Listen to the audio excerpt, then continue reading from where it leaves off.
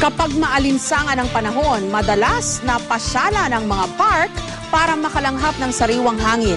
Bukod sa nagpapaganda rin ito sa ating paligid, mahalaga ang mga park para sa ating kalikasan.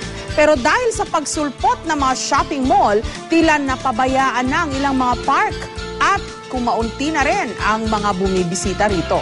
Si Lay Alvis on assignment. Tuwing dapit hapon sa Luneta, parang laging piyesta. Ang mga tao, isa-isang nagsusugputan na tila ba may inaabangang artista. Pero sa pagkakataong ito, hindi matinee idol o diva ang bida. Sa makukulay na ilaw ng dancing fountain na sinabayan pa ng nakakaindayog na musika, bata man o matanda, napapanganga.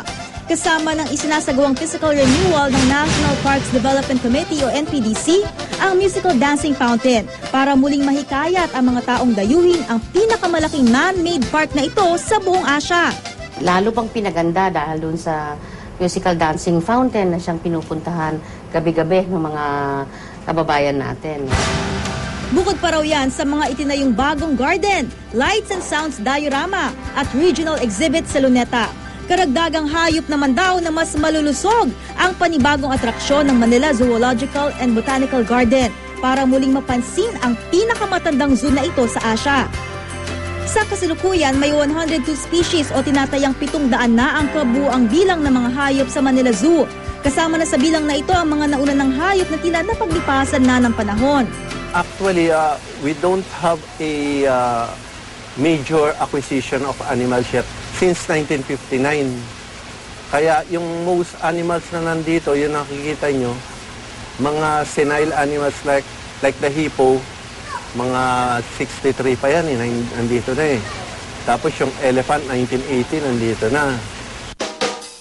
Sa kabila ng utay-utay na pagpapasigla sa zoo, ang 40 pesos na entrance rate lang daw ang hindi nila binago para maengganyo ang mga tao. Hindi maikakailang bumaba ang popularidad ng mga parke sa Maynila mula ng parang kabuting nagsulputan ang kaliwat kanang malls sa Kamaynilaan. Kaya naman kung todo gimmick ang mga nangangalaga sa mga parke sa syudad na pag-ibayuhin ang mga ito.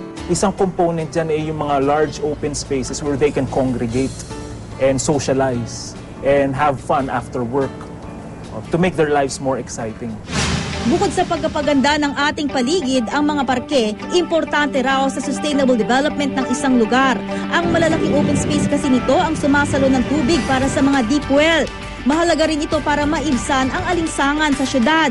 Aquifers is ang tinatawag natin yung tubig underground. Kailangan yan para ma-replenish yung mga aquifers na yan. Meron tayo kasing tinatawag na urban heat island effect. Yung mga lugar sa syudad ay mas mainit kaysa sa probinsya. Dahil yung init ng araw, inaabsorb yan ng mga halaman at saka ng mga green spaces natin. Salamat sa mga nagmamalasakit at naniniwalang ang yaman ng ating kapaligiran ay maaari pang buhayin, ang luntiang paligid hatid ng mga parke sa atin nagbibigay ng pagkakataon sa mga tagalungsod na makalanghap pa ng sariwang hangin. Lay Alvis, GMA News.